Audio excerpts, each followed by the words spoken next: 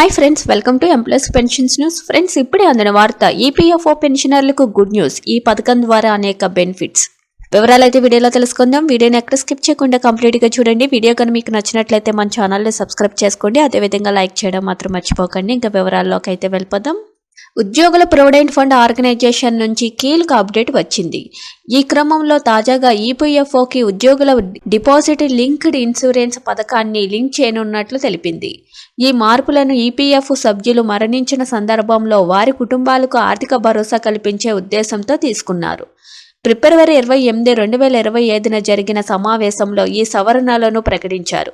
ఈ మార్పులతో బీమా చెల్లింపునకు పెంచడం, కవరేజ్ విస్తరించడం ద్వారా ఏటా వేలాది కుటుంబాలకు ప్రయోజనం చేకూరుస్తాయని అధికారులు భావిస్తున్నారు. ఈపీఎఫ్ఓ ప్రకారం ఈ మార్పు ద్వారా ప్రతి ఏడాది 14,000 కంటే ఎక్కువ మంది మరణ కేసులకు ప్రయోజనాలు లభించనున్నాయి. ఈపీఎఫ్ఓలోని ఈడీఎల్ఐ స్కీమ్ లింక్ చేయడం ద్వారా ఉద్యోగులకు సామాజిక భద్రత ప్రయోజనం లభిస్తుంది. ఈ పథకం ఈపీఎఫ్ఓ సభ్యులు ఉద్యోగంలో ఉన్నప్పుడు దురదృష్టవశాత్తు మరణించినప్పుడు వారిపై ఆధారపడిన కుటుంబాలకు ఆర్థిక స్థిరత్వాన్ని అందిస్తుంది. ఈ సవరణలో భాగంగా ఇటీవల చేరి 1 సంవత్సరం సర్వీసులోపు మరణించిన ఈపీఎఫ్ సభ్యులకు కనీస జీవిత బీమా ప్రయోజనాన్ని అమలు చేస్తారు. ఆ క్రమంలో వారి కుటుంబాలకు కనీసం 50,000 బీమా చెల్లింపు అందిస్తారు. కొత్త నియమాల అమలు తర్వాత సభ్యుడు మరణించే ముందు విరాళం లేని వ్యవధిని కలిగి ఉన్నప్పటికీ కుటుంబాలు మరణ ప్రయోజనాలకు అర్హులుగా ఉంటారు. దీంతో ప్రభావిత కుటుంబాలకు ఆర్థిక ప్రయోజనం లభిస్తుంది. సేవ కొనసాగింపునకు సంబంధించిన ఉద్యోగ అంతరాల ఈపీఎఫ్ఓ విధానాన్ని కూడా సవరించారు.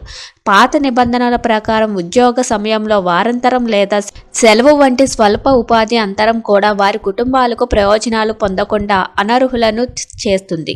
ఫలితంగా వారి కుటుంబాల సభ్యులు కనీసం ఈడీఎల్ఐ స్కీమ్ ప్రయోజనం ద్వారా 2.5 లక్షలు లేదా గరిష్టంగా 7 లక్షల మరణ ప్రయోజనం పొందలేకపోయేవారు.